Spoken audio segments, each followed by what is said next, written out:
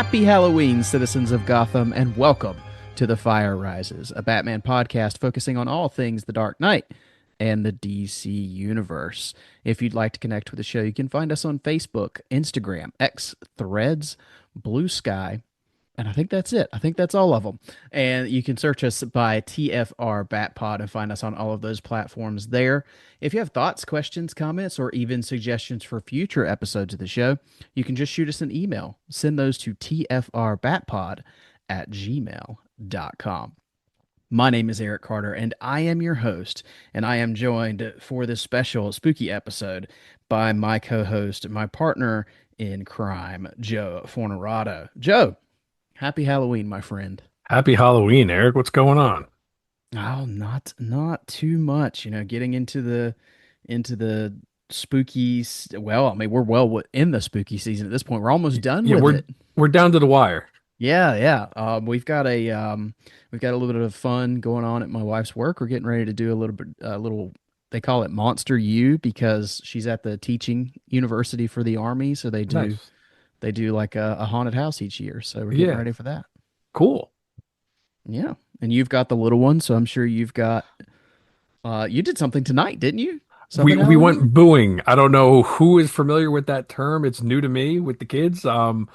It's basically ding dong ditch for Yeah. Halloween, where they just go and it's supposed to be anonymous, but everyone's got ring doorbells now and stuff and cameras, so it's just fun for the kids to go. They leave a little goodie bag for their friends and run away and hope that they don't get caught by the friend. And I don't know, but it's fun. We do a few people here and there, and that was tonight.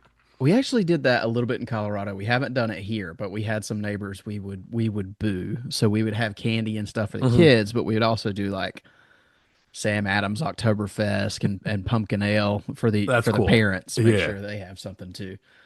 So awesome. Well, we're here to celebrate spooky season. Joe, for all the gaps sometimes that we have when life happens, somehow we it seems like we always pull off a spooky season Halloween episode. So I'm pretty proud of that.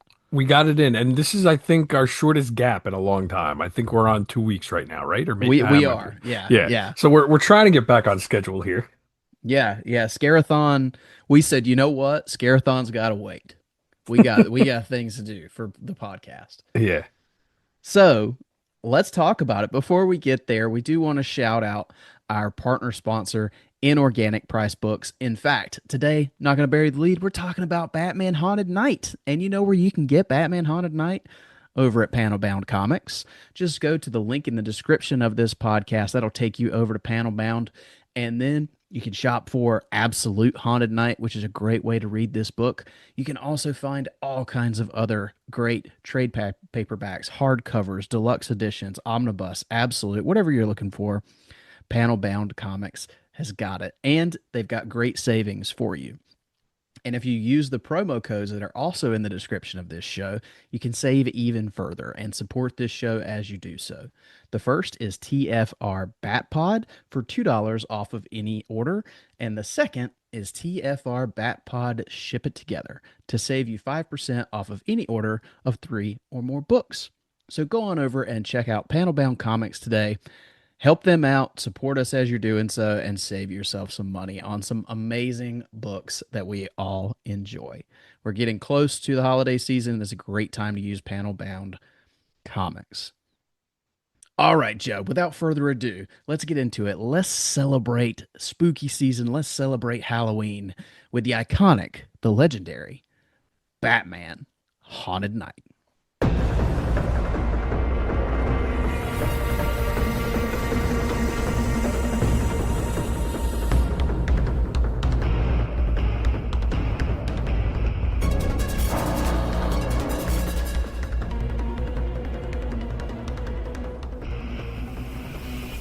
All right, Joe. So this is the this is the original work from the partnership of Jeff Loeb and Tim Sale, right? This is does is there anything that predates this with those two working together? Did they do any of the Marvel stuff prior to this? That's a good question. You're putting me on the spot there. I This am. is, I mean, this is the 90s. This is early. I didn't realize how much earlier this was than the Long Halloween. I'm looking at it right now. So the first collection was from 96. So when was the first issue? Was it 96? Um, It had yeah, to, I think yeah, it is 96 was the first one, which is Fear, okay. which we're going to get into each of these. But yeah, the first one was Fear. So from my knowledge, and I'm sure if anybody knows it's Jay Yaws, but to my knowledge, I think this might be the first that these two teamed up. And man, It's always what fun that we come up with these questions for each other before or during recording, so we don't look it up prior. It would have if only made too much sense to look well, it up that's prior. because I'm just talking, trying to get Yeah, into to whatever we're talking about, and yeah. and something pops into my head, and because we're high professional podcasters, we do all kinds of research prior to our episodes. So either way, this at the very least, this is very early work in the pairing of Jeff Loeb and Tim Sale, and man, what a journey they went on after this. But I mean, this is a pretty good way to kick it off. So there's three issues in Haunted Night. There's fears, madness, and ghosts. So we're going to talk briefly about all three of these. They're all very unique stories, and they were all released. I think it's Legends of the Dark Knight. I'm pretty sure that's correct. They were Halloween specials in Legends of the Dark Knight. Yes. Yes. But So I think the first one might have been nine. I'm looking it up now. The first one I think is earlier than I expected. I think it's actually 93 according to the thing, but I'm looking it up now. okay, fair enough. Update us when you find it, and we'll just roll on here. But so they were looking for Halloween specials for Legends of the Dark Knight, and they brought in this pairing, and they wrote three stories in back-to-back years. So 3 years in a row, they wrote stories for DC, and off of the success of those, we got some little known books. I don't know if you've heard of them. We got things like The Long Halloween, we got Dark Victory. They went on to pair off for Superman for all seasons. They still have work that's coming out today in lieu of, we recently had the Long Halloween special, and then of course unfortunately we lost Tim Sale, but we still have, and I think it either just wrapped up or is getting close to wrapping up. We have the last Halloween. Hmm. So long success story with this version of Batman between these two creators. And did you find something for us there, Joe? So the first issue was the Legends of the Dark Knight Halloween Special number one, which is Fears. That was October 26th of 93. Okay, so 96 must have been the collected edition. So the collected edition came out in 96, so it was every year 93, 94, 95 for the three specials. And then the collected edition came out in 96, the first collected edition. There you are, a crack research man over there. I appreciate it. Thank God for DC Universe Infinite. Yeah, for sure. Okay, so let's get into our first story here, and this is Fears. And of course, Fears, who better to have out of Batman's Rogue Gallery in Fears but the Scarecrow. And I love that this one it takes place right in the season that we're in. This is truly a Halloween story. Scarecrow is unleashed on Gotham City on Halloween. Batman is on a full scale chase across Gotham through some good old Jeff Loeb and Tim Sale thugs in here, some great gangster era villains that he has to go through before he gets to Scarecrow. And we get through Scarecrow. He captures him. Scarecrow escapes, of course, because why not? But there's also, this is not just a straightforward story between Batman and Scarecrow. There's also a love interest that is more than what she seems Hmm. in this book, in Jillian Maxwell. And she did. It's a whirlwind romance between Bruce and Jillian, but it kind of turns sour over the course of this Halloween story. So, Joe, what do you think of Fears? What's your opinion on this book? So I really do love this story. I think personally, I think all three are really fun quick reads for Halloween. At any point, you could read any of these, I think, and really get into the Halloween spirit. Um, this one, it's weird. So I don't know how often you read these. I haven't read this particular issue, I guess, in a while because I really didn't remember much about this one at all, especially the Gillian Maxwell character. I really did not remember what I knew there was obviously something fishy going on there, Hmm. but I don't remember like it being an original character that didn't end up being anyone else in particular. I found that kind of odd that it was just an original love interest instead of, but I guess you have to with the quote unquote twist that's happening in it. You know, Yeah. you don't want to, if you use a well-known love interest, the twist doesn't really work too well. So, uh, it does seem like that kind of is, I don't want to say a little bit out of left field, but it almost doesn't really fit what's going on in my Hmm. eyes. I mean, it works for the story, but it just doesn't seem like it was necessary, maybe? I don't know.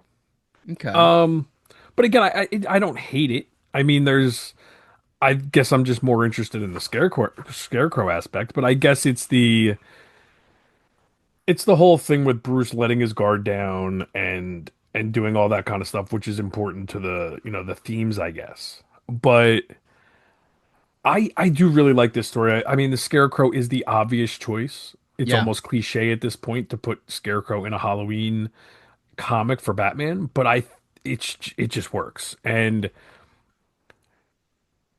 we're gonna probably gush about Tim Sale's art most of the time, but I mean Yeah. his art just works so well in these stories.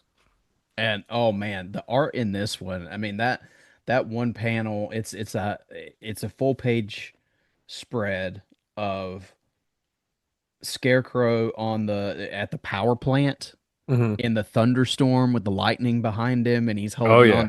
holding on to one of the I beams, and it's just got that is a great piece of Tim Sale art. But there's so much of that in this book, and yeah, I agree with you. It's perfect. Tim Sale was, I mean, he was born to do things like this And we for always Batman. drive the point home with the absolutes, but man, I mean these books, Oh yeah, this absolute is great. It's got the three issues of Haunted Night. It also has Catwoman, Ren, and Rome just to kind of pad it out a little bit. I forgot that that was included in this because again, I haven't taken this out in a while. But man, just to have all of their stuff in the absolutes makes a lot of sense to throw that in there. hmm yeah. I recently got the Absolute because I found a good sale on it. Hmm. Um, so I picked it up. I didn't do I need it? No, because I've got the omnibus back there. Yeah, But I tell you what, just for picking it off the shelf and reading these stories, it's yeah. great to have this format. So, 'cause, I mean, the art is huge, and just Tim Sale again. But to go back to the Jillian Maxwell thing, it's funny you say that because that's actually my favorite part of this story. Okay. I and I know it's not really the Halloweeniness of this story. Yeah. It's kind of to me it's kind of It serves the plot. It serves the narrative with so like it's a side effect in my opinion of what's going on with Scarecrow. mhm. Because I think if Bruce had not had all the situation with the poisoning from Scarecrow of the fear toxin and things like that, I don't know that he lets his guard down as much as he does in this story. I think it's Mhm. a side effect of that. Yeah. And we get into, you know, his fear of intimacy and his Yeah. and letting his guard down because part of his, you know, flashes in his fear state is a wedding with Mhm. Jillian and Scarecrow as the officiant, which is also amazing art, if I could say. I mean, just the Scarecrow appearing as the Reverend is fantastic. Yeah. But I love that Alfred is the one that does the sleuthing and the detective work in this one. That's That's my favorite part of it is the fact that Alfred's the one doing all that. Because yeah. usually Alfred's the one trying to get him to start a relationship. He's actually the one playing, you know, he's being the guard. He's taking care of Bruce here. Yeah, absolutely. And I love that. I now is the way that Alfred figures it out a little fishy. Because I don't know how they thought computers worked in 1993, but Alfred building the face out of It's what like looks the like a Mrs. Potato Head on the I was computer thinking, screen. what was the game we had when we were kids? Was it Guess Who? The little Oh yeah, yeah. Or like you remember the sort of etch a sketch things with the person's face, and you would Yep, take the little magnet thing and put with hair the on them and stuff yeah, like that. Fuzzy Wuzzy. Yeah, those that's what it reminded me of. But yeah, so is the science of his detective work sound? No, but it's comics, so we go with it, right? But the confrontation, and I know we're kind of jumping around, but the confrontation of Alfred just confronting her close to the end of the book, and he just rattles off all of these other names Yeah. that she has, and these aliases, and the husbands that she's had that some mysteriously died, and she got the payouts. I love all that. And I love the tension that it builds between Bruce and Alfred too. Because when Alfred presents him with the evidence, there's that little tense moment there where Bruce says, "You had no right, Yeah. to dig into my significant other." So that's fun. But I also think there's just so much that's Batman about this issue. You've got the villain who he takes down initially pretty easily early on in the book. So that was the part that actually confused me as to how he wasn't affected the first time that he takes him down. Mm, Unless I'm remembering it incorrectly, he doesn't get affected by the fear toxin at all the first confrontation. yeah, and I think that's because, He covered his mouth with the cape, it looks like. That's the only thing I can kind of head can or he either covers his mouth with the cape or he already had an antidote prior to that and the next time it's a new toxin. the way I read it, I mean, this is not their first encounter. Hmm. So I'm assuming that Batman has either inoculated himself Yeah. or like he used the cape, like you said, because you do see him kind of cover his face. Hmm. So I'm assuming he's figured out something. It's Batman. He's figured out something in all these encounters to Yeah. counteract the toxin, but he's And not I ready thought it for the was going to next have one. like a delayed effect on him when I was first reading it. Yeah, yeah, but he captures Scarecrow very quickly early on, and then of course Scarecrow escapes. Now, do I question why Scarecrow was allowed to keep his costume and his mask on when they put him No. in the I paddy I wagon? do not question any of these things. Maybe, but so he uses his little straws in his hair to escape, and that's got toxin on it. So, but the other, I mean, the biggest thing that is so Batman movie about this to me is there's a masquerade ball. Oh, it's perfect. Like, yeah, it's it's straight out of any Batman movie. It is so Batman or so Bruce Wayne. It made this feel cinematic just by getting to that part. Yeah, yeah, and apparently, I mean, I love that they're showing who Bruce is rubbing shoulders with because there's a mention of Harrison Ford Hmm. in here, so that always stands out to me. Um, Funny enough, in the '90s, I guess Bruce was still a millionaire at that time. He hadn't quite gotten to billionaire status. I didn't catch that. Yeah, yeah, it's in one of the ballroom scenes. They talk about him being a millionaire, so not quite the richest Bruce Wayne of them all yet. I love there's Dalmatians there because I have a soft spot for Dalmatians. So there's Dalmatians in this story, even though they're owned by Jillian. So don't know how well they're treated. Um, but yeah, just overall, I really like this one. What do you think? Because we kind of finish I mean the big chase throughout the end of the book is kind of old school Batman as well, because we've got the clock tower and Batman's chasing Scarecrow through like the big gears and things like that. Which An old reminded me, school, an old school trap for Gordon. yeah. Well, it reminded me either of like the really really old school like golden age Batman with the big implements and things like that. Even though it's a Hmm. clock tower, so stuff would be in size Yes. there. It reminded me of the elaborate stuff in Batman 66. Yeah, yeah. But I thought it was a really fun way to finish his capture going through the clock tower and all that good stuff. So, um, overall, you enjoy this one? Yes, and I want to bring attention to like the inner monologue at the end of how he is just angry and really focusing on the fact that he feels like Scarecrow made this personal. Scarecrow has no idea how personal he made it because he just randomly does the fear toxin. But like Batman or Bruce is saying in the monologue that like he went to really deep and dark personal you know personal levels inside his psyche, and he's just mad at him for it, and he just unloads on him at the end when he finally gets to him. Yes, absolutely. And we get the jack-o'-lantern The bat jack-o'-lantern signal. bat signal is one of my favorite little panels in this story. Funny enough, do you know that has showed up in a couple of the Arkham games? I don't remember that. Yeah, so it showed up in I know it's in Arkham Knight briefly, Okay. and I can't remember. There's another one that it shows up in, but yeah, so they use this in Arkham Knight. So Well, the pumpkin on the jack-o'-lantern on the first page of this collected edition, I don't know what that's from.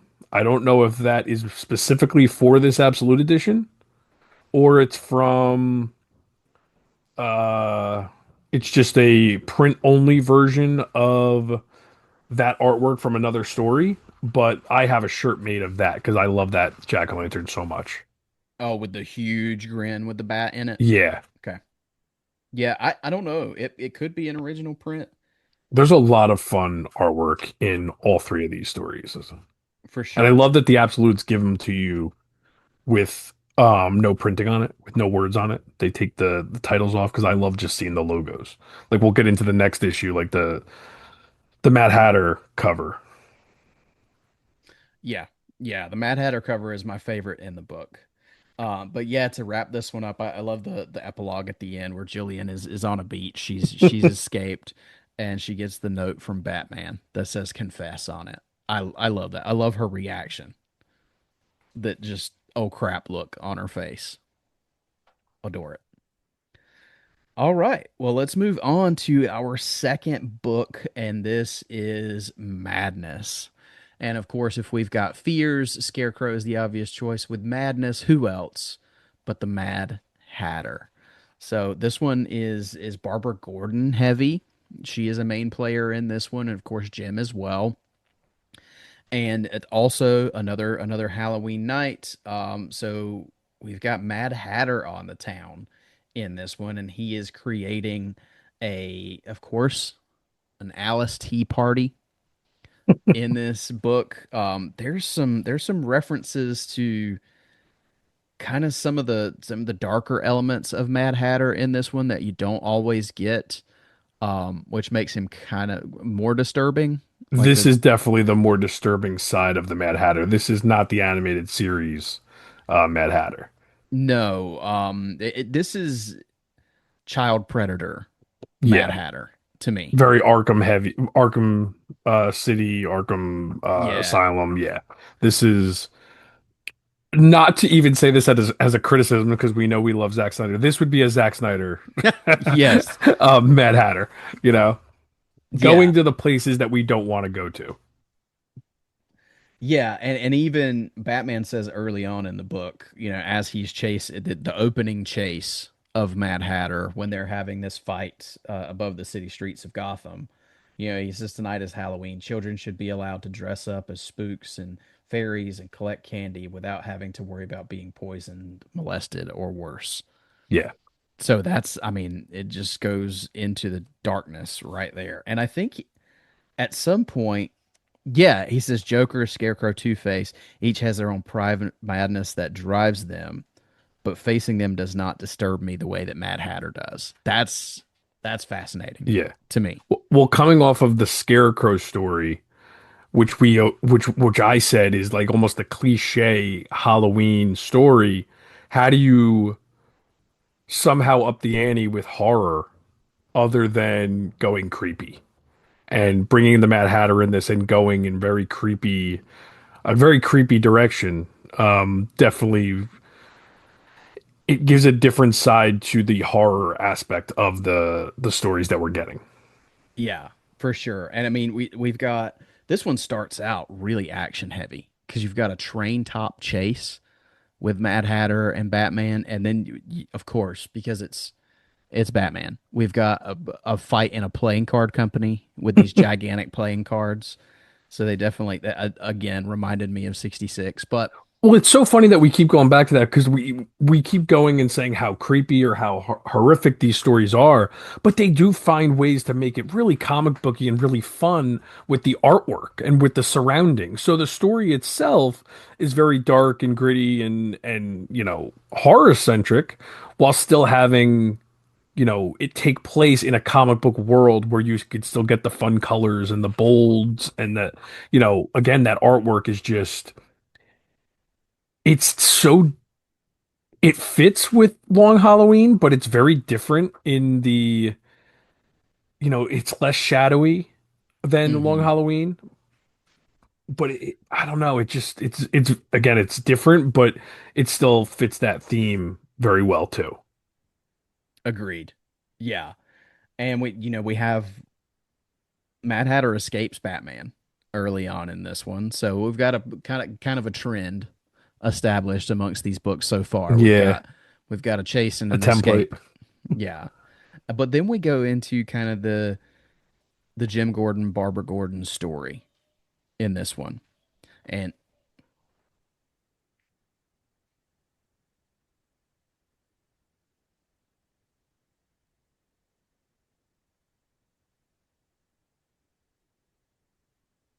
dog opened my door. I saw Nice. him running around or like walking around over there before. Yeah. So in this story with Jim and Barbara, I wanted to get your take on this because this is kind of more the adopted daughter Yes. situation in this one. So we've got the dynamic where he's being overprotective, at least that Barbara thinks so, and she thinks she should have more freedom. Hmm. The continuity comes into question because you said something about this. Yeah, I you had totally forgot texted that me. Barbara was included in this story because it doesn't line up with her age in Dark Victory or the special that took place after Dark Victory, Mhm. where she plays a big part. I don't even remember if she's in Dark Victory as just Barbara, but she's obviously much younger in those stories. And these take place prior to that. Well, the way I kind of see it with these is this is not necessarily any particular like Order. yeah, like madness could be any Halloween. That's Could true. be the I book. guess I always just took it as Robin is not here yet, so it has to take place prior to Dark Victory. Yeah, So, and I don't remember how old Barbara is in Dark Victory or the last Halloween special, but she's definitely not this age. yeah. But there's no reference of anything else going on in the world of Batman No. So other Robin than could be here at some point. It doesn't, could be. yeah. Yeah, It doesn't bother me either way. These are pretty much one-off stories, no matter what. yeah, You can headcanon them however you want. It doesn't phase me at all. I mean, we've been reading Long Halloween, Dark Victory, now with the last Halloween. I've been reading all these books here and there for years. It never even occurred to me before that they weren't really consistent with continuity. I don't care. yeah. But as far as Barbara being adopted, um, so when James played such a big role in the New 52 or just prior to the New 52, James Jr., was he younger than Barbara or was he older? He was always younger, right? Yeah. Okay. So that kind of works too. And they, in this story, it almost seems like they can kind of have their cake and eat it too with the way Barbara is established because she's very comfortable calling him dad, even though it's an adopted dad. She does call him dad. Yep. So you could see this be the Barbara that we consider his daughter going forward. It doesn't, that stuff is always semantics. I think Barbara's continuity, as far as whether she's a niece or a daughter, has always been very loose. It's kind of whatever you want it to be because they never specify anymore. She's just Jim Gordon's daughter. They don't ever specify daughter, adopted daughter, niece. It doesn't matter, I don't think. Yeah. I don't remember where we were in continuity back then in the 90s if she was at that point a birth daughter, but they wanted to make this line up with year one. Hmm. I don't know. Yeah, I'm not sure. I will tell you, I prefer Barbara being the daughter of James over like the niece thing. I Hmm. never really cared for the whole niece angle. It just Um, makes it complicated, it but does. it's whatever. But now adopted versus biological, I could care less. That I don't. Yeah. Yeah. Um, Well, when I say adopted, I mean niece. yeah. Yeah, I get you. I don't think she's ever just been an adopted daughter. I think it's always just either niece or daughter. Right. Yeah. Yeah. So, but I mean, it is what it is either Yeah. way. It's not important to the story either. It doesn't make a difference. No. But so another trend that we kind of have from the first book is the villain making something very unintentionally personal with Yes. Batman. Because Mad Hatter, his obsession with Alice in Wonderland, I don't know if there's any precedence before in any Batman lore of Alice in Wonderland being a personal book for Bruce with his Hmm. mom. If there is, I have no knowledge of it. So But it's I a don't know if it's just I always remember this story yeah, because this story's been around for so long. Like since I got back into Batman comics, this was one of the first stories I ever read. So I think I just always have that in the back of my head that this story is in my head canon that was always an attachment with his mother. So I doubt it's anything that's like a past reference, but it definitely works for this particular story really well. It makes complete sense too. yeah, and to take it back to the night of Martha and Thomas's death, Yeah. with Martha reading Alice in Wonderland to Bruce before they went to the movies, and of course you get the obligatory pearls falling flashback in this book, which I'm sure wasn't as bandied about. We're tired of seeing that in the '90s as it is today. That actually Um, reminds me we forgot to mention we should mention the Dr. Crane isn't home right now, but if you'd like to leave a message right from Batman yes, Begins from this story, they always talk about how Nolan loved taking from Long Halloween, but clearly he liked all of or I should say at that point it was probably Jonathan and Goyer more than even Chris Nolan for Batman Begins, but they even took from this story as well. Jeff Loeb and Tim Sale were definitely big influences on Yeah. him. Yeah. So you know, uh, we get so there's the two sides. There's the personal aspect of Alice in Wonderland and its personal connection with Bruce, and then there's the conflict of Barbara, um, defying Jim Gordon. And she sneaks out of the house or leaves the house. And so we've got her being captured by Jervis Tetch because Mad Hatter's on the loose, and we've got Batman on this collision course to find Mad Hatter. And Mad Hatter has no idea how personal this is for Batman. So we get into, the whole Batman and Jim Gordon coming together to for Jim to express to Batman, he's got my daughter, which I don't know. This I feel like is probably more personal for you than it may be for me.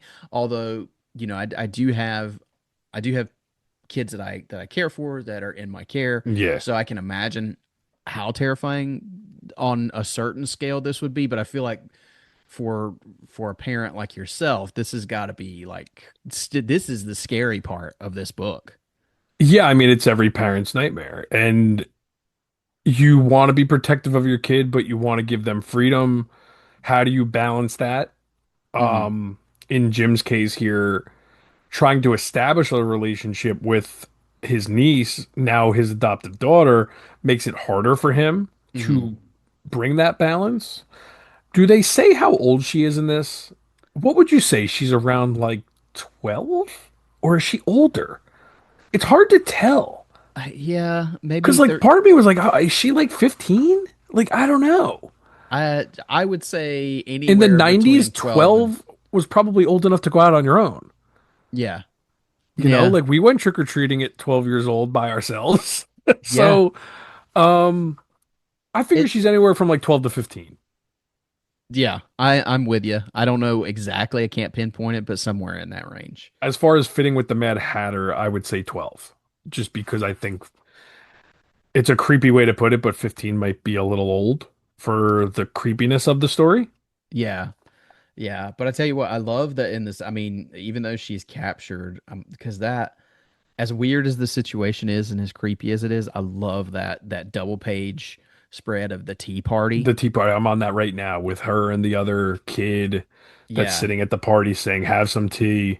He doesn't like it. That might not even be a kid. I don't even know like what's going on at this tea party. If they're Is she the only one captured and everyone else is playing a role? no, so the rabbit is definitely a kid because he's the one that escapes. He's the kid that escapes and alerts the. So I took it as he was not a kid.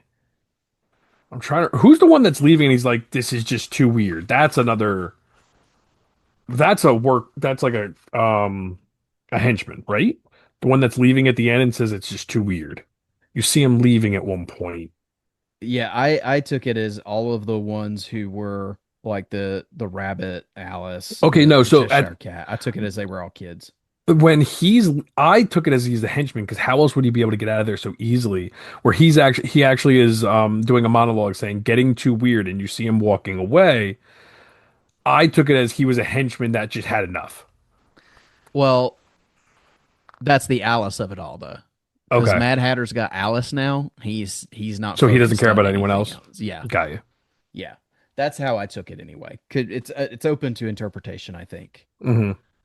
But yeah, so we get Leslie Tompkins in this one too, and Yes, I love that she's the center that kind of brings Batman back because he's having this real problem with this whole Alice in Wonderland situation and the memories of his mom and and he's remembering yeah. Leslie trying to read him the book right after that situation. I love Leslie Tompkins as a character.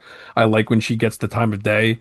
And I mean, we'll get into it when we get into the third story, but like it seems like they were trying to bring in attention to, the first story is Alfred, the second story is Leslie, and then the third story ends up being Lucius Fox. They're trying to bring Batman's allies to the forefront, and in this case, his lesser known allies in Leslie and Lucius, Hmm. especially in the 90s. I mean, we didn't have the Dark Knight yet, so Lucius wasn't in the forefront of most people's minds back then.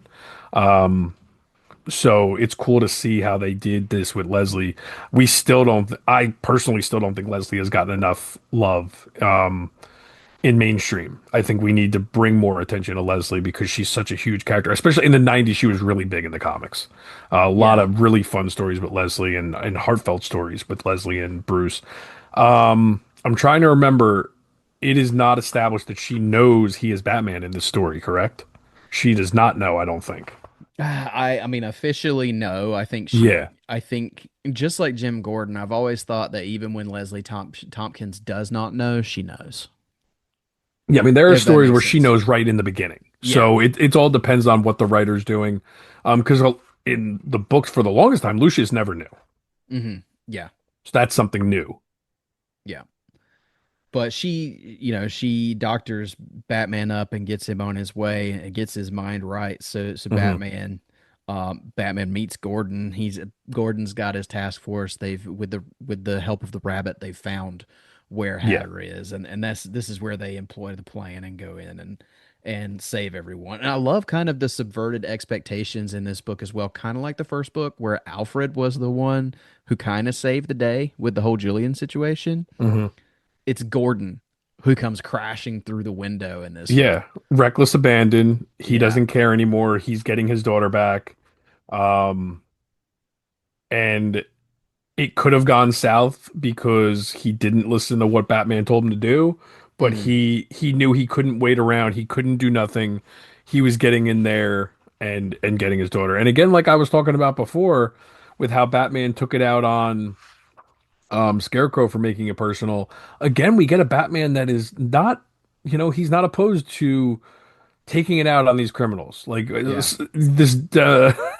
it's become like a thing to do lately, where it's like, oh, why does Batman have to be so cruel? Like we're talking about a pedophile here. Be cruel, please. Like I Yeah. don't care.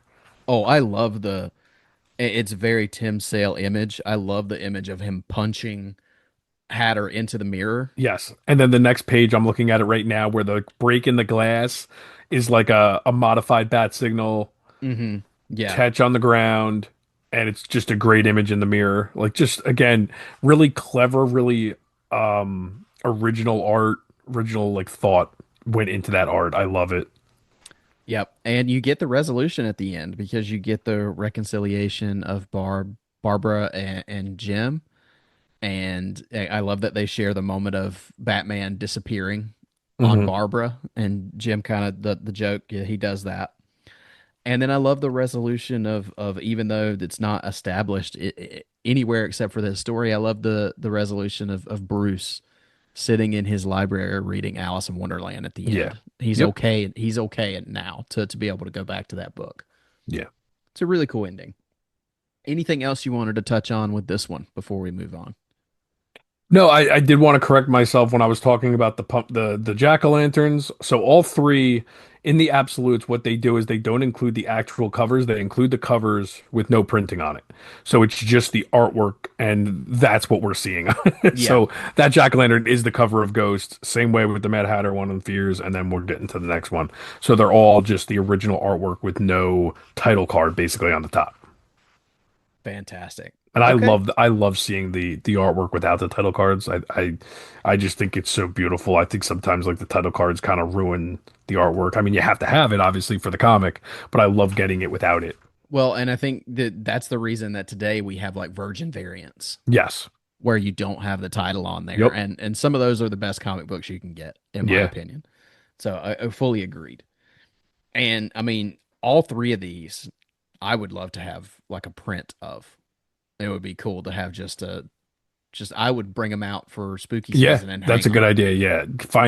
Find good quality. I wish I could like scan these, but it's so hard to do that on an absolute. Yeah. Um, find ways to get good quality. Like I said, I got a t-shirt made of the first one because I love that so much. It's hard finding these quality images online to actually like do stuff with them. Yeah, for sure. But that brings us to our final of the three stories in Haunted Night, and this one is Ghosts. So this is straight up. I mean, it tells you on the opening page here, or at least in the absolute, it does. Inspired by a Christmas Carol by Charles Dickens.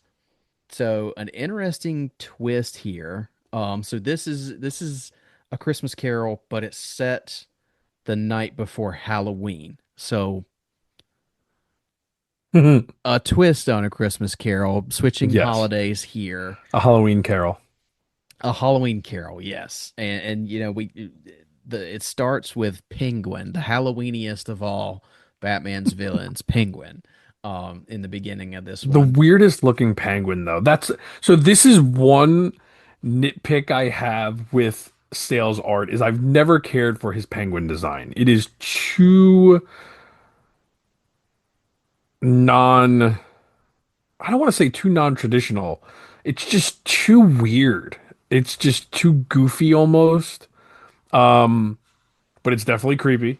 Um, It is creepy. I'm with you. It's. I think he's my least favorite of the Rogues Gallery that Tim Sale does. yeah. And it's Um, not like the body and all that is cool. It's the mouth. The mouth is just too much. yeah, and the huge The bushy teeth. unibrow. I just, Yeah. it's That just doesn't even bother me. I think because all my focus is on the mouth and the teeth. the tiny little pinpoint teeth. Yeah, Yeah. yeah. I don't like his gun either. While we're just It levying looked like a complaints. flare gun, right? Yeah, Like I was confused by that. I'm like, is it a flare gun? yeah. But anyway, we'll get off of that. So Well, we've you know got what? It's okay to nitpick on stuff. I mean, we've been gushing over everything here and there. We can be a little bit objective. So, yeah. oh, So while I'm thinking about it, Is Batman ever in the blue suit in the Long Halloween? I don't know. Because I noticed that while I was reading this, is that we get the blue suit.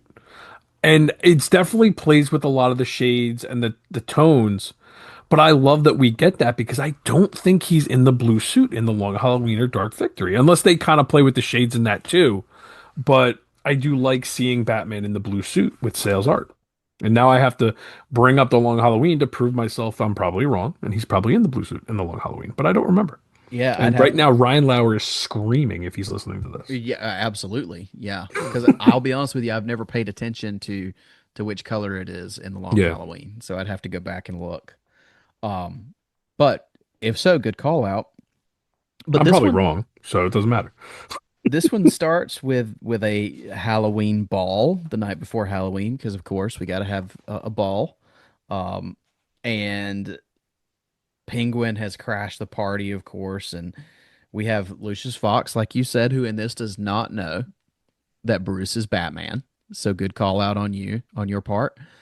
And He's in the so blue suit in the Long Halloween, so screw okay. me.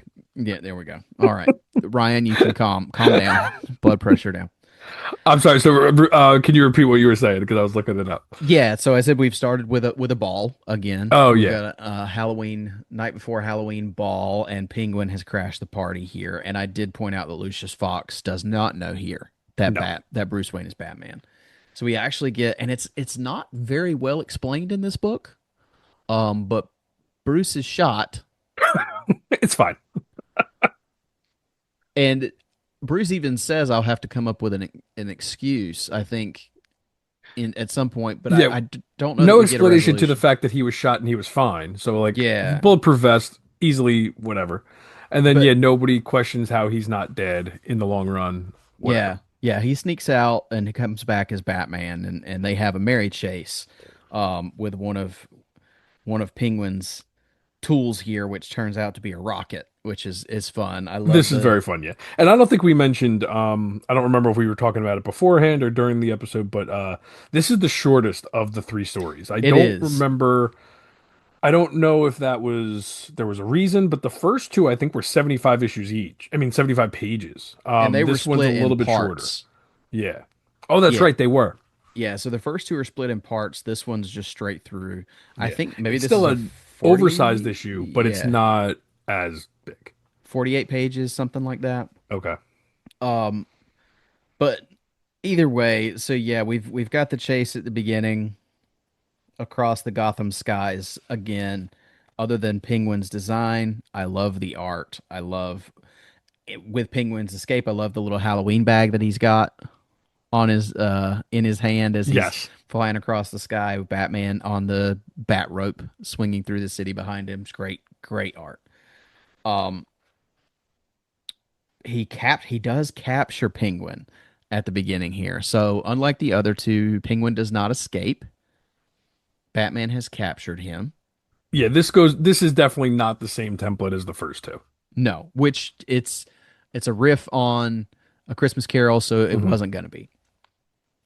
But anyway, Bruce has returned home. He had some shrimp at the party. Is key to bring up here. So he's returned home to Wayne Manor after the ball. He's not feeling well, so he goes to bed.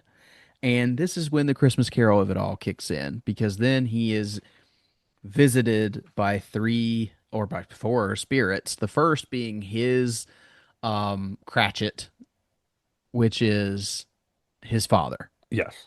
in chains. And his medical bag is his ball and chain that's got him locked up. And the whole lesson here is that or Bruce's obsession with Batman is going to weigh him down the way that Thomas His Wayne's medical Thomas career being a did. doctor, yeah. Yeah. He's Um, missing out on life, and as we go through it, we learn he thinks he's missing out on allies or friends, or that seems to be the theme here. yeah, that there's This no is a one to. very like a 90s cartoon version of A Christmas Christmas Carol. Carol. Yeah. Very, very quick run through of all four ghosts. I mean, we're getting all four ghosts in a matter of 35 pages, maybe. I mean, It's it's quick. It is rapid fire. Yeah, I think Yeah, you because I get. I was actually thinking like, wait, I'm almost done. I'm only on ghost number two. Like we really run through the last two. Yeah, but I mean, the imagery of Thomas as the spirit is pretty strong. It's Mhm. it's striking and scary, I think. Oh, they do a good job of running through it. Don't get me wrong. It's a very quick and concise story, but it's effective. Yes, and of course Thomas as our spirit here gives Bruce the forewarning that he will be visited by three spirits Hmm. tonight. And the first is Poison Ivy. So Poison Ivy takes Bruce, of course, back to his childhood and a Halloween connection here with Martha, where he's going out dressed as Zorro. Yeah. Well, I like that Pamela goes out of her way to say, "I am not actually Poison Ivy. Yeah. I'm just taking the form of people that." What does she say? Um, We spirits merely chose these forms because of who you are. To Yep. others, we might appear as something or someone else. So that's it's pretty interesting. Like I like that they actually go out of their way to kind of spell that out for you. Yeah, I think that's partially for Bruce, but mostly it's for the reader to Yeah. make sure that you understand. Oh yeah, it's If definitely you for the reader. at this point, if you don't understand it's a Christmas Carol, we're gonna drive home that Yeah. this is not Poison Ivy, but the personification of who he would see. So anyway, back to it's a Halloween past because She's essentially the food poisoning, is what I'm getting. hey, there you go. There you go. She's the spirit of Halloween past. And she's taking him back to a childhood Halloween where he's dressed as Zorro, and it's tying back into Thomas's that his being chained to his work, and he can't come home to take Bruce out trick or treating for Yeah, and Halloween. Bruce refuses to go trick-or-treating without him, so he doesn't go at all. Yes. Because Yep. he doesn't have any friends at school, which is another gut-wrenching thing. Again, I don't know if that stuff hits me harder now as a father, but man, like that's another one of those fears that you just never want to hear your kid talk about how they don't have friends or that they're getting picked on and all that kind of stuff. Yeah. Yeah, it's a bummer. Um, but then so after we get that point, this is actually a two-part in this one because she also takes him back to a moment when in his older, slightly older, mid-teens, maybe early 20s, Yeah, when he his meets first Lucius Fox. journey as trying to train to become Batman. Yep, as he's training to become Batman. Because he's in Um, Paris, which that actually took me. So with the artwork, because you see Batman in it, it took me a second to realize, oh no, that's current Batman visualizing what's happening. We're seeing young Bruce in Paris because I'm like, why would Batman be in Paris? So yeah, it's cool to see that. Yeah, he's. It's like Batman's journey or Bruce's journey to originally train and find things, and it's cool that he meets Lucius over there, and that's their first interaction. yeah, and they set up the pendant Hmm. that Lucius has that his father gave him Yes. that these muggers try to take, and Bruce helps Lucius and gives him the pendant back. Did the kind of the clothing that Bruce was wearing, did it remind you of the first night out in Mask of the Phantasm? Because I immediately thought of Oh that. yeah, I was trying to think if it reminded me of year one, but definitely looks like Mask of the Phantasm. Yeah, I mean he doesn't have the full face mask, Hmm. but it looks Yeah, I like mean it's just that. the black turtleneck. Yeah, Yeah, might be reaching, but I could see it. yeah. But It's then pretty generic. I think the poison ivy or Halloween past gets the most out of all the spirits. Which I think going back to my whole 90s cartoon Christmas Carol, I think that's usually how it works is because they have to set up everything. The past is what sets up everything prior. Like I'm thinking, Disney Chris or Mickey Christmas Carol or like all that kind of stuff where they have to run through it quickly. I think we always get much more of the first ghost, or I guess the second ghost. Yeah, but they drive home the point that I mean, even because there's a conversation between Lucius and Bruce after the flashback of Yeah. in the flashback, but after the rescue, where they're talking about how Bruce's time is committed elsewhere. He can't because Lucius is asking for his help in philanthropy, basically. Yes. And Bruce kind of blows him off because he already has a plan. He doesn't have time for that. Yeah. Yep. And I love the final page of this where the poison ivy spirit is saying, "Is that how your parents would have wanted you to honor them?" Hmm. And Batman, you wouldn't understand. No one would. So I love that as kind of the wrap to that. And then we get Bruce back in bed, and he's awoken by, and he says, "The shrimp I ate," when he's waking up. So he's setting up that, oh Yeah. God, this shrimp. But he's awoken by some mad laughing in the house. So, of course, as he goes through the house to kind of figure out what's going on, who else could this mad laughter be but the Joker? Or the would this be the spirit of Halloween Ghost of present? Halloween Present. Yeah. Yeah. And Um, we get the beautiful splash page of Alfred in the Trussed up, pig upside roast. down. Yeah. Yeah, like almost like looking like a pig roast upside down. Joker sitting at the fire with all the jack-o'-lanterns. Just a really cool page. And I would like again, me stupid with the the word bubbles. I would love a print of this without the word bubbles. Yeah. I agree with you. Um, this I think this might be my favorite piece of art in the entire book Hmm. is this image. And I agree with you. I would love just a splash of this without the word bubbles. I think this ghost or this spirit maybe gets the least page count. Probably it goes pretty quick. And it is the Joker, Yeah. which I appreciate that you found a way to put the Joker in it, but you didn't make him the focal point. Yeah, yeah, I kind of agree with that. I just thought as I was reading this, I was like, man, that went really quick. I think It because did. of It's how only like much, 4 pages. yeah, I think because of how much of the poison ivy spirit we got, it feels Yes. like it's just truncated a lot. But he shows him how there's kids that are coming up to Wayne Manor on Halloween, and they, They're walking by. they're They're too scared to go in. they're too terrified to go in, Yeah.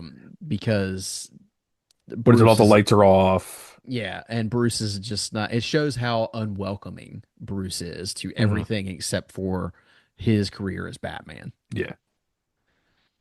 So from there, like I said, just really quick with that one, he's just kind of showing him his how people perceive his Bruce Wayne persona, and then we move on into the final spirit, which is the I would call this the spirit of Halloween yet to come, maybe. Yeah. Yep. And this one, Which is just a generic ghost. They do not establish a yeah, character, a Batman character. yeah, this one's just the It's just classic death. hooded figure, Yeah. or death with the skeletal, the hands pointing. This is the most directly tied to A Christmas Carol to me. Oh, yeah. This is right out of it. Because I mean, you've You see got the Alf. grave. Yep, you've got They, Alfred at the grave. You've even got the reveal of whose grave he's at with the Bruce Wayne on the tombstone and Bruce yes. yelling no. Now I do love when the spirit pulls his hood back and And you've it's got the Batman. the Batman cowl on the Yeah. skull. That's a great image. Yep. That's another one of those. Almost full panel. It's got a little bit overlap, but it's pretty big full panel. Yeah. And just a creepy image. Just a really creepy Halloween image. And Yeah. we'll get into it when I, talk about what I feel about the story, but like, I will say the Christmas Carol has always been more of a creepy story for Christmas. I Hmm. think it does fit to kind of transition it to Halloween a little bit.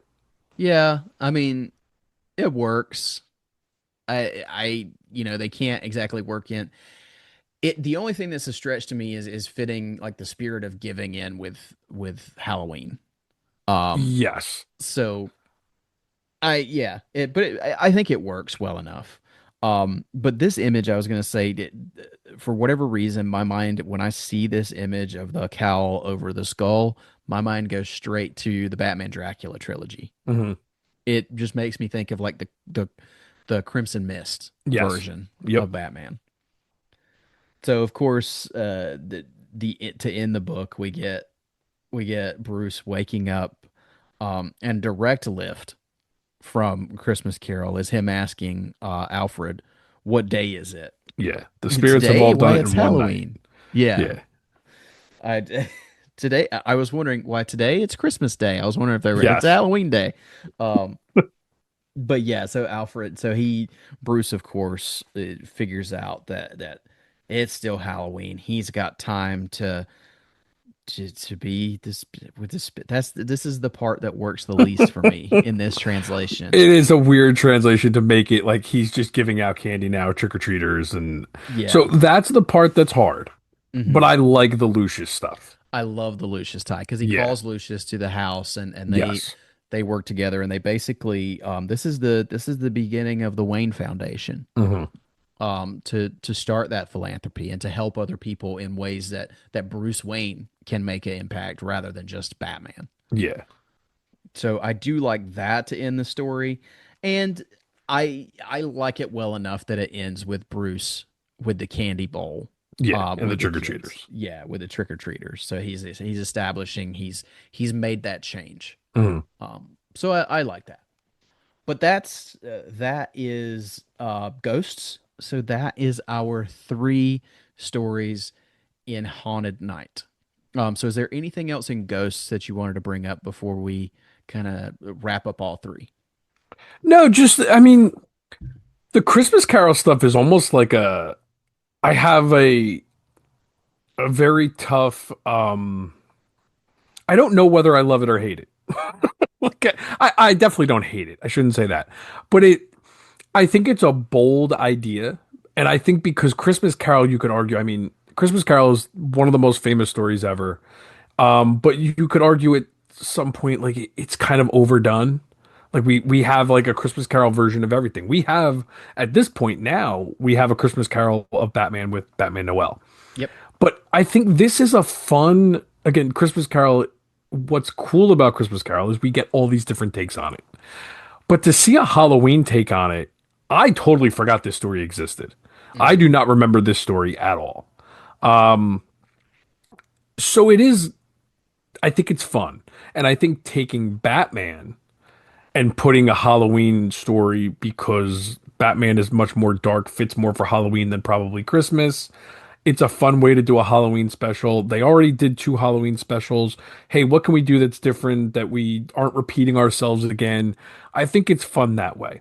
Is it the best story out of the three? No, it's not. But I Hmm. do like the different approach to it and giving Batman, who strikes fear into villains, him having his Christmas moment at Halloween kind of intrigues me. Like that is pretty interesting.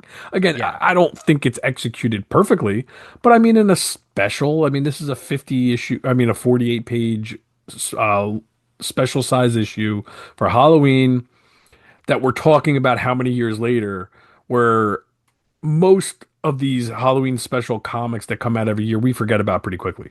So I do like that they did something different with this one. Yeah, these are way more memorable than most of your Yeah. DC Halloween books. Um, I will say for this one, I like this story. But if given the choice between the two A Christmas Carol Batman versions, I Mhm. take Noel. Oh yeah, Between the yeah, two. yeah. And it's Christmas, so like I Yeah. clearly am gonna, but I do again. It does fit for Halloween. The art makes it much very fun for Halloween. It's just Yes. weird reading A Christmas Carol in Halloween. Yeah, exactly. Exactly. Okay, so question for you. Between the three of these, Joe, Mhm. do you have a favorite out of the three? If I had to choose, gun to my head, um, probably Madness. I think Madness is a total home run for me. I mean, yeah, it's just it's weird to pick the Mad Hatter story because it's so creepy, but I do like Mad Hatter as that creepy predator-like character to establish him as something drastically different as a Batman villain, where he's just so Sure. despicable that you want nothing more than for him to just be locked up forever and never see him again. I think that's what sets him apart from a lot of Batman villains who are just out to just kill and whatever. Sure. And I think the art in that story is just great. I think the Barbara stuff is really, it's giving Batman that personal story with Barbara and then the Alice in Wonderland stuff with his mother. I think that that story has more of a total package of things that I love about it. I don't dislike Ghost, obviously. I think it's a really close 1A and 1B. But if I had to choose, I would choose Ghost. I mean, Madness. Madness. Okay. Yeah. Awesome. For me, it's really tough because It's tough to not choose Ghost because of Scarecrow at Halloween just fits so well. you mean fears. Fear, sorry. I keep throwing them up. Fears is my preference because I feel like out of the three, um, when I'm thinking Halloween, Scarecrow is the one who immediately comes to mind Yes. for Batman's villains, and I think it's very effective in fears and the particular fears that they lean on, in that story. I really like the way that they tied all that in. I think the only reason that it's not Madness is because as creepy as he is, I don't see the story of Alice in Wonderland Fitting with Halloween. as a Halloweeny Yeah, story. exactly. And So I agree with that. I think that's why I'm most familiar with Fears because I probably reach for that most Halloweens. yeah, Where I forget a lot about Madness, and I apparently never make it to the third story. If I pull this out, I start with Fears. I probably, half the time we'll get to Madness, and then I very rarely ever get to to Ghosts, because I have almost no recollection of Ghosts. So yeah, if I'm going to reach for a Halloween story, mhm. the first one is the one I'm going for because of Scarecrow. It just fits perfectly with Halloween. You're right with the Mad Hatter stuff. I just think I like the story because it's such a different take. We don't get a lot of fun Mad Hatter stories. I will say I do think Madness is the best story Yeah, of the three. But for the vibe, I think Fears is my yes, favorite. and I can't disagree with that. But I think if I rank them, like just for the ones I would grab in order, it's release order. It's Yeah, Fears, Madness, hmm Ghosts. But I do think the interesting part of all three of them is all three of them have some really Halloweeny aspects and some things that aren't quite Halloween. yeah, Like the Julian Maxwell thing is not quite Halloween. yeah, Even though their them meeting was set at Halloween. Um, to me, the Alice in Wonderland thing, as I've said, is not really Halloween. And hmm then the whole Christmas aspect of ghosts being a Christmas carol, even though it's set at Halloween, just kind of takes me out of the Halloween of it. yeah. I think I like that they twisted to Halloween because they do make it very Halloweeny during the whole issue. It's just we can't get out of our head that we're listening to a Christmas Carol. Yep. But to give one thing to Ghosts, I think it's got the best Halloween image in all three of them, which is that Yes. Joker image we talked It's about. throughout, it probably has the most fall and Halloween vibe to it. Yep. If you're just looking at the artwork, it has some of the scariest imagery. Um, it includes Do you see Trick or Treaters? it includes trick-or-treaters, it includes more of the Batman Rogues Gallery. Mm-hmm. So there is a lot to love in a shorter story. Agreed. It's just the Christmas Carol stuff is they took a swing with the Christmas Carol stuff. I got to give it to them for that. So I like that they did something different. Like we talked about how Fears and Madness kind of followed a template where they went off that for the third one, which is good. Yep. Agreed. Can I tell you one quick complaint about this Absolute Edition? Oh no, no page Um, numbers. no page numbers. That's not my thing. Okay. All of the extras are when in Rome extras. Yes, there is not a lot of extras in this book at all, and I don't know why that is. Um, Maybe because it's from 93, 94, and 95, they Yeah. didn't have a lot. I don't think I still have my trade to see if there was anything in that. I would have loved like some stories with, and I know we can't get them from Tim now, unfortunately, but I would have loved some stories from Jeff and Tim about structuring stories for Halloween. Yeah. But I will anyway, say I love that they included the original trade artwork from 1996 because that is a great image. And I had honestly never seen that before because I have the one with the orange cover. That was hmm the trade I used to have.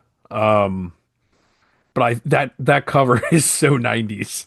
The colorful one with the Joker yeah, and in the middle and then you got all the villains on it. That is a really great image. A really fun Halloween image. yep, I got to find a way to crop that and do something with that. The orange cover as well, the very next page is cool. I like that Yes, one as I've well. seen that one so many times over the years because that is the cover that is used most of the time now. Yeah, absolutely.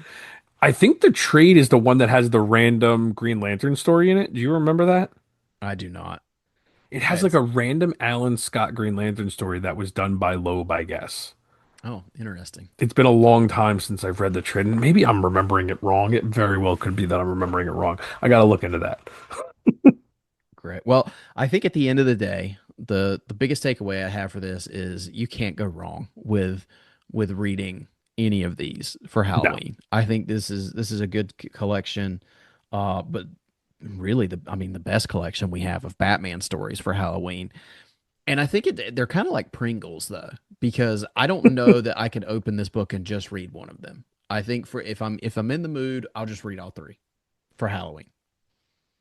It's always a time thing for me, unfortunately. But Yeah. you're right. They and if you read the first two, knowing that the third one is so short, or shorter at least, it's pretty easy to get through all three. Yep. Agreed. All right. Well, anything else, Joe, that you want to discuss about Haunted Night? No, I think again, beat it to death. The Absolute is gorgeous. Hmm. I am lucky enough to have all three of the Loeb Sale stories in Absolute form. I love having these. These are the ones I probably read the most out of any of my Absolutes. And I hope one day, and even before I finish it, I want the last Halloween in Absolute form. I have not finished that story yet. I don't know how much you've read of it. Um, have you checked out any of it? Of the last Halloween? Yeah. I've read like maybe 6 issues, but I've got to go back at this point and reread it. It's been a while. Okay. Because yeah, I've read like the first five or six, I think, and it's been a fun story. I don't know what the consensus is from most people.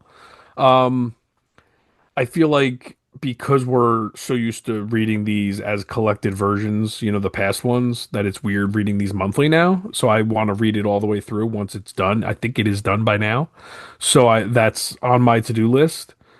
But I enjoyed what I read. I really did. It's not the Long Halloween. It's not Dark Victory. It's not gonna be. I mean, Hmm. it's gonna be really hard nowadays to kind of catch that again. But I did like what I read, and I'm hoping to one day add an absolute of that to my collection too to fit this out. And I want the special included in that because we don't have that. The last one that Sale did. Yep, for sure.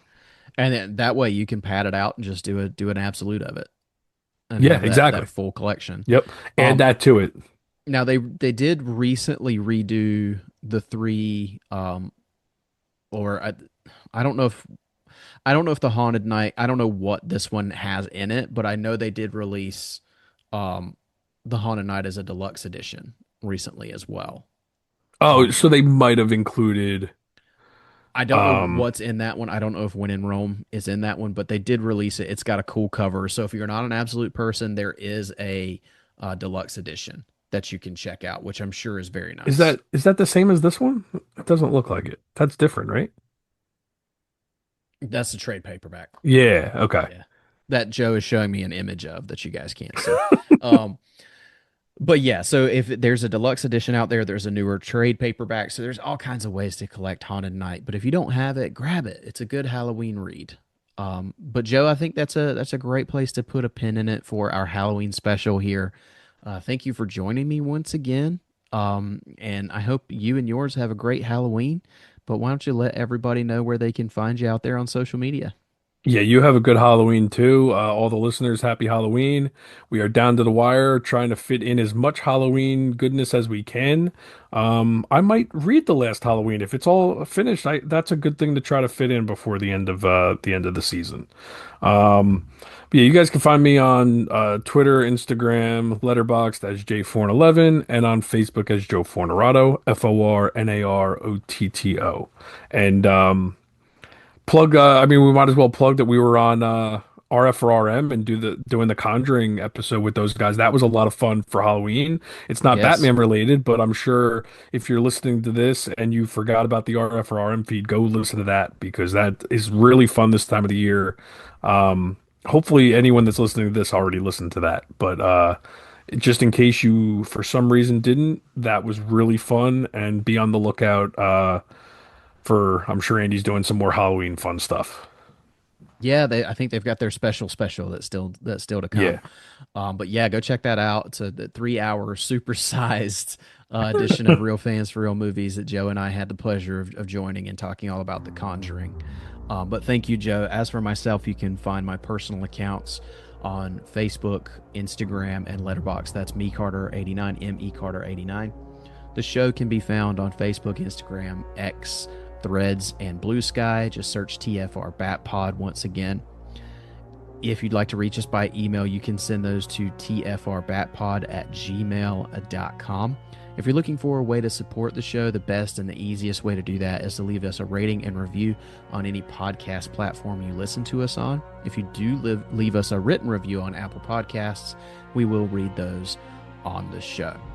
If you're looking for another way to support the show, we don't ask that you spend a dime on this show, but if you'd like to, you can go to redbubble.com, search Shop TFR, all one word, and find our logos created by Justin Kowalski on all kinds of cool merch there.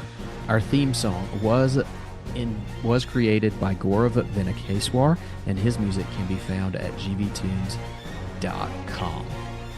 Don't forget to go to Panelbound Comics, use the link in the description, use our promo codes to save yourself some money and support this show as you do so.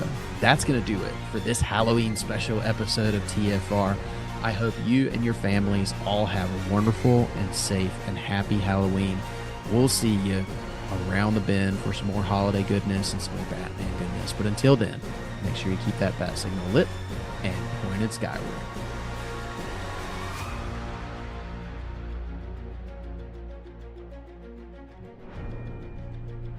Batman was created by Bill Finger and Bob Kane and is the sole property of Warner Brothers Discovery. The Fire Rises, a Batman podcast, is in no way associated with DC Comics, DC Studios, or Warner Brothers Discovery. The thoughts and opinions of the participants of this show are their own and do not reflect the companies that they work for. Thank you for listening. We'll see you on the next episode.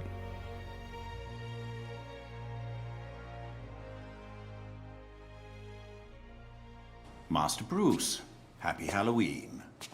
Is there coffee? In the study, sir. The gates are open. We haven't seen a trick-or-treater in years. We won't see one tonight. Hardly worth the security risk, wouldn't you say? Respectfully, sir, if our security is dependent on $600 worth of iron alloy... This city is fallen, Alfred. Then we must endeavor to lift it up again, Bruce. In the meantime, we live in obstinate hope. And an unlocked mansion. Anyway, it's an absurd holiday. Oh yes, putting on costumes and striking fear. Quite absurd.